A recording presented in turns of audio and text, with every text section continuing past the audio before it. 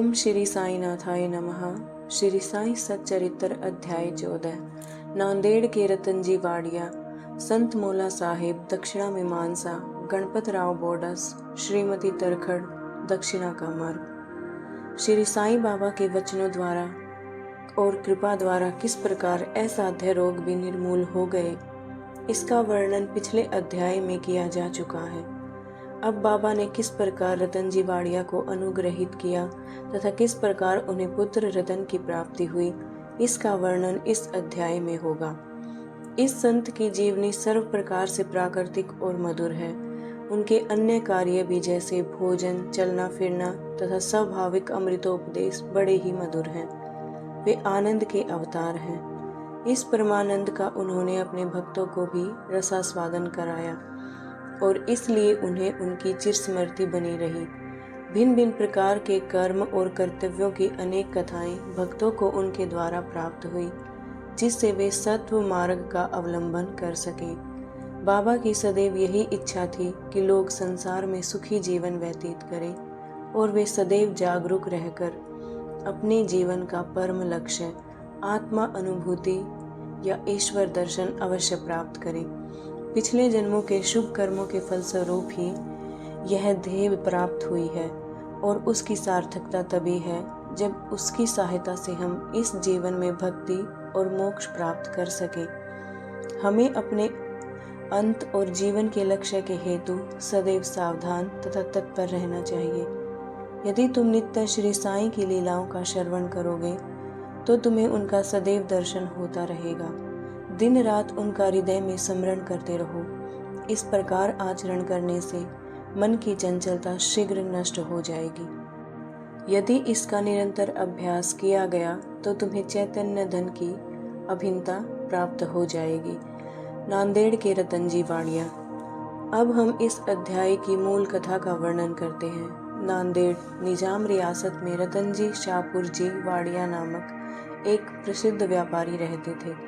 उन्होंने व्यापार में यथेष्ट धनराशि संग्रह कर ली थी। उनके पास अतुलनीय संपत्ति, खेत और चरोहर तथा कई प्रकार के पशु, घोड़े, गधे, खच्चर आदि और गाड़ियां भी थी। वे अत्यंत भाग्यशाली थे। यद्यपि बाह्य दृष्टि से वे अधिक सुखी और संतुष्ट प्रतीत होते थे, परंतु यथार्थ में वे वैसे न थे। विधाता की रचना कुछ ऐसे विचित्र है कि इस संसार में पूर्ण सुखी कोई नहीं तथा धनाढ्य रतनजी भी इसके अपवाद न थे। वे परोपकारी तथा दानशील थे। वे दीनों को भोजन और वस्त्र वितरण करते तथा सभी लोगों की अनेक प्रकार से सहायता किया करते थे। उन्हें लोग अत्यंत सुखी समझते थे, किंतु दीर्घ काल तक संतान न होने के कारण उनके हृदय में दुख अधिक था।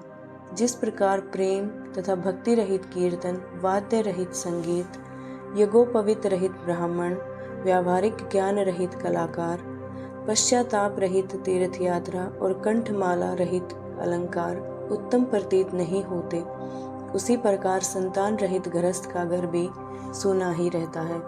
रतन जी सदैव इसी चिंता में निमग्न रहते थे और वे मन ही मन कहते थे, क्या ईश्वर की मुझ पर कभी दया न होगी? क्या मुझे कभी पुत्र की प्राप्ति नहीं होगी? इसके लिए वे सदैव उदास रहते थे। उन्हें भोजन से भी अरुचि हो गई। पुत्र की प्राप्ति कब होगी, यही चिंता सदैव उन्हें घेरे रहती थी। उनकी दास गणु महाराज पर दृढ़ निष्ठा थी। उन्होंने अपना हृदय उनके सम्मुख खोल दिया। तब उन्होंने श्री साई समर्थ की शरण जाने और उनसे संतान प्राप्ति के लिए प्रार्थना करने का परामर्श दिया।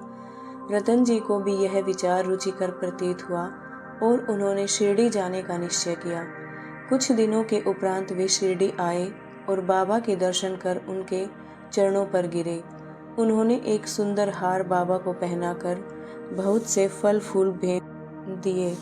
तत्पश्चात आदर सहित बाबा के पास इस प्रकार प्रार्थना करने लगे, अनेक आपत्तिग्रस्त लोग आपके पास आते हैं और आप उनके कष्ट तुरंत दूर कर देते हैं।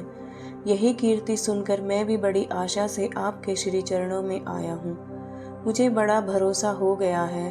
कृपा आप मुझे निराश न कीजिए। श्री साईं बाबा ने उनसे 5 रुपये दक्षिणा मांगी, जो वे देना ही चाहते थे, परंतु बाबा ने पुनः कहा, मुझे तुमसे 3 रुपए 14 आने पहले ही प्राप्त हो चुके हैं, इसके लिए केवल शेष रुपए ही तुम दो। यह जानकर रतन जी असमंजस में पड़ गए।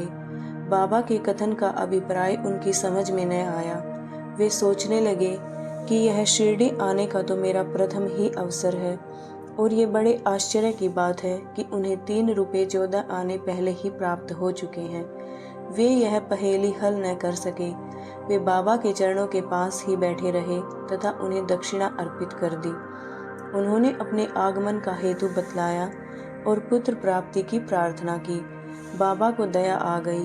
वे बोले, चिंता त्याग दो, अब तुम्हारे दुर्दिन समाप्त हो गए हैं। इसके बाद बाबा ने उदी देकर अपना वरद हस्त उनके मस्तक पर रखा और कहा, अल्लाह तुम्हारी इच्छा पूरी करेगा। बाबा की अनुमति प्राप्त कर रतन जी नांदेड़ लौट आए और शिरडी में जो कुछ भी हुआ उसे दासगणों को सुनाया। रतन जी ने कहा, सब कार्य ठीक ही रहा। बाबा के शुभ दर्शन हुए, उनका आशीर्वाद और प्रसाद भी प्राप्त हुआ, परंतु वहाँ की एक बात समझ में नहीं आई। वहाँ पर बाबा ने कहा था कि मुझे 3 रुपए 14 आने पहले ही प्राप्त हो चुके हैं। कृपा समझाइए कि इसका क्या अर्थ है। इससे पूर्व मैं शिरडी कभी भी नहीं गया। फिर बाबा को वे रुपए कैसे प्राप्त हो गए जिसका उन्होंने उल्लेख किया। दासगणों के लिए भी यह एक पहेली ही थी। बहुत दिनों तक वे इस पर विचार करते रहे। कई दिनों के पश्चात उन्हें स्मरण हुआ कि कुछ दिन पहले रतन जी ने एक यवन संत मौला साहेब को अपने घर पर आतिथ्य के लिए निमंत्रण किया था तथा इसके निमित्त उन्होंने कुछ धन व्यय किया था। मौला साहेब नांदेड़ के एक प्रसिद्ध संत थे जो कुली का काम किया करते थे। जब रतन जी ने शिरडी जाने का निश्चय किया था, उसके कुछ दिन पूर्व ही मौला साहिब अनायास ही रतन जी के घर आए। रतन जी उनसे अच्छी तरह परिचित थे तथा उनसे प्रेम करते थे, इसीलिए उनके सत्कार में उन्होंने एक छोटे से जलपान की व्यवस्था भी की थी।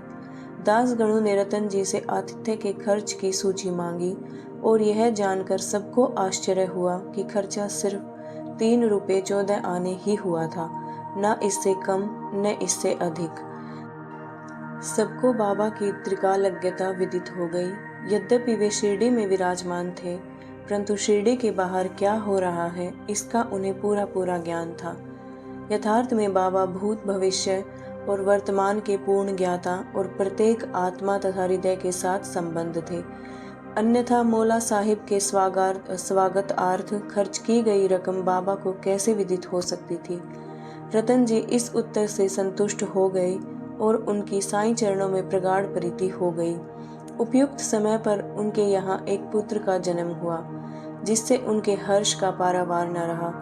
कहते हैं कि यह उनके यहाँ 12 संतानें हुई, जिनमें से केवल 4 शेष रही। इस अध्याय के नीचे लिखा है कि बाबा ने राव बहादुर हरि विनायक साठे को उनकी पहली पत्नी की मृत्यु के पश्चात दूसरा ब्याह करने पर पुत्र रतन की प्राप्ति बतलाई।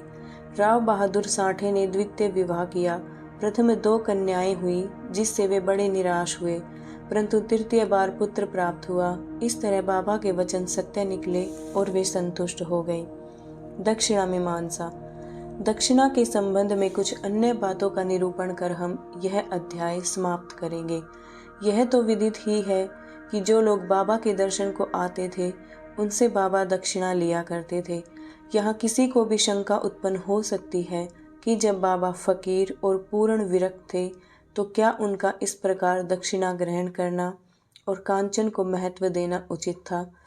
अब इस प्रश्न को हम विस्तृत रूप से विचार करेंगे। बहुत काल तक बाबा भक्तों से कुछ भी स्वीकार नहीं करते थे। वे जली हुई दिया सलाइयाँ एकत्रित कर अपनी जेब में भर लेते थे। चाहे भक्त हो या कोई और, वे कभी किसी से कुछ नहीं मांगते थे। यदि किसी ने उनके सामने 1 पैसा रखा तो वे उसे स्वीकार करके उससे तंबाकू अथवा तेल आदि खरीद लिया करते थे। वे पराए बीड़ी या चिलम पिया करते थे। कुछ लोगों ने सोचा कि बिना कुछ भेंट किए संतों के दर्शन करना उचित नहीं है, इसीलिए वे बाबा के सामने पैसे रखने लगे। यदि 1 पैसा होता तो वे उसे जेब में रख लेते और यदि 2 पैसे हुए तो तुरंत उसमें से 1 पैसा वापस कर देते थे। जब बाबा की कीर्ति दूर दूर तक फैली और लोगों के झुंड बाबा के दर्शनार्थ आने लगे, तब काका ने उनसे दक्षिणा लेना आरंभ कर दिया। श्रुति कहती है कि स्वर्ण मुद्रा के अभाव में भगवत पूजन भी अपूर्ण है, अतः जब ईश्वर पूजन में मुद्रा आवश्यक है तो फिर संत पूजन में क्यों न हो। इसीलिए शास्त्रों में कहा है कि ईश्वर, राजा, संत या गुरु के दर्शन अपनी सामर्थ्य अनुसार बिना कुछ अर्पण किए कभी नहीं करने चाहिए। उन्हें क्या भेंट दी जाए, अधिकतर मुद्रा या धन। इस संबंध में उपनिषदों में वर्णित नियमों का अवलोकन करें।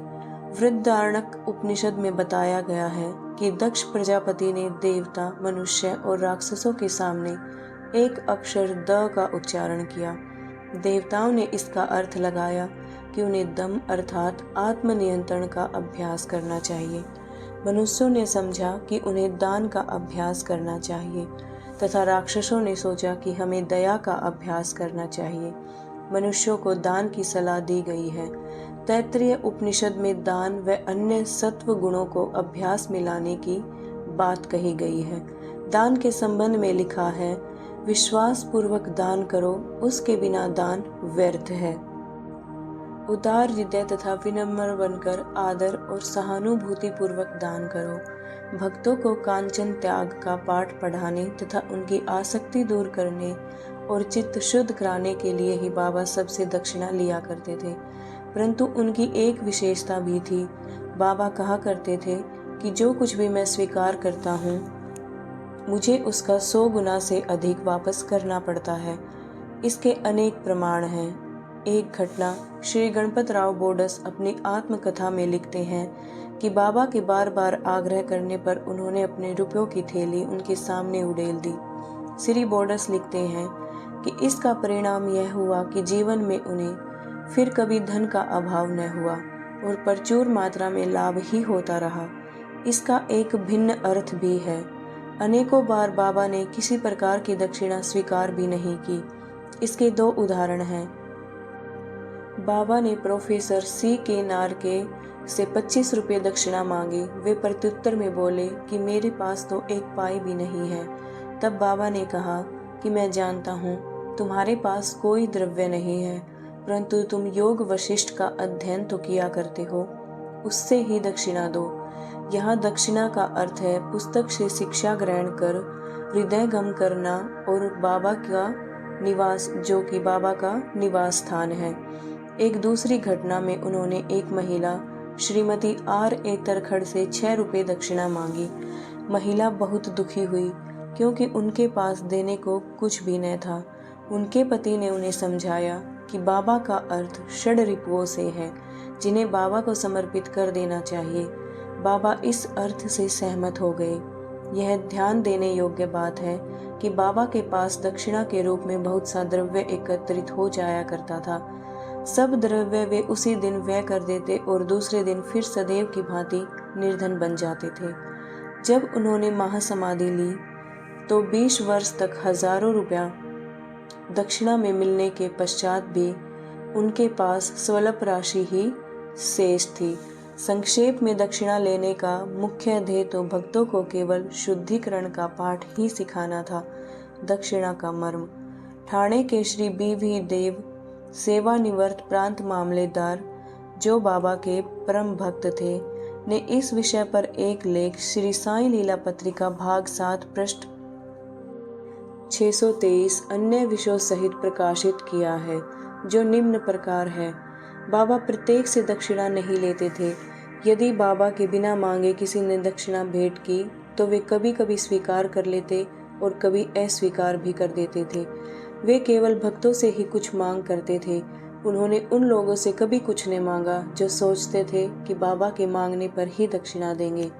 यदि किसी ने उनकी इच्छा के विरुद्ध दक्षिणा दे भी दी तो वे उसे वहां से उठाने को कह देते थे। स्त्री और बालकों से भी वे दक्षिणा ले लेते थे। उन्होंने सभी धनाढ्यों या निर्धनों से कभी दक्षिणा नहीं मांगी। बाबा के मांगने पर भी जिन्होंने दक्षिणा न दी, उनसे वे कभी क्रोधित भी नहीं हुए। यदि किसी मित्र द्वारा उन्हें दक्षिणा भिजवाई गई होती और उसे स्मरण न रहता तो बाबा किसी न किसी प्रकार उसे स्मरण कराकर वह दक्षिणा ले लेते थे। कुछ अवसरों पर वे दक्षिणा की राशि में से कुछ अंश लौटा भी देते और देने वाले को संभाल कर रखने या पूजन में रखने के लिए कह देते थे। इससे दाता या भक्त को बहुत लाभ पहुंचता था। यदि किसी ने अपनी इच्छित राशि से अधिक भेंट की तो वे उस अधिक राशि को लौटा देते थे। किसी किसी से तो वे उसकी इच्छित राशि से भी अधिक मांग कर बैठते थे। यदि उसके पास नहीं होती तो दूसरे से उधार लेने या दूसरों से मांगने को भी कहते थे। किसी किसी से तो वे दिन में 3-4 बार दक्षिणा मांगा करते थे। दक्षिणा में एकत्रित राशि में से बाबा अपने लिए बहुत थोड़ा खर्च किया करते थे, जैसे चिलम पीने की तंबाकू और धूनी के लिए लकड़ियां, मोल लेने के लिए आदि।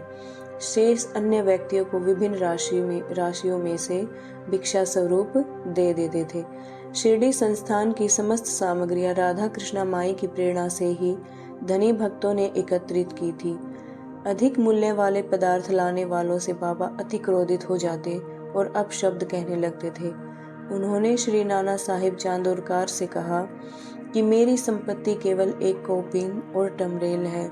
लोग बिना कारण ही मूल्यवान पदार्थ लाकर मुझे दुखी करते हैं।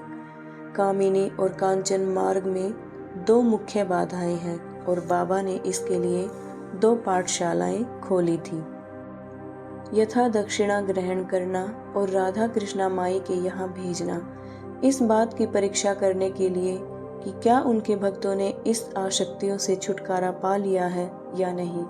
इसीलिए जब कोई आता तो वे उनसे दक्षिणा मांगते और उनसे शाला में राधा कृष्णा माई के घर जाने को कहते।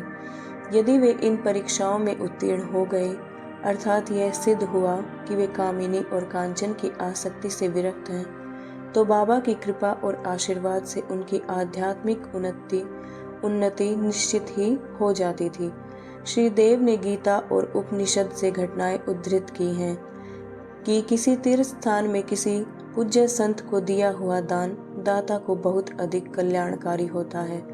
बाबा के भक्तों को शिरडी और शिरडी के प्रमुख देवता श्री साईं बाबा से पवित्र और है ही क्या। श्री सद्गुरु साईनाथार्पणमस्तु। शुभम भवतु।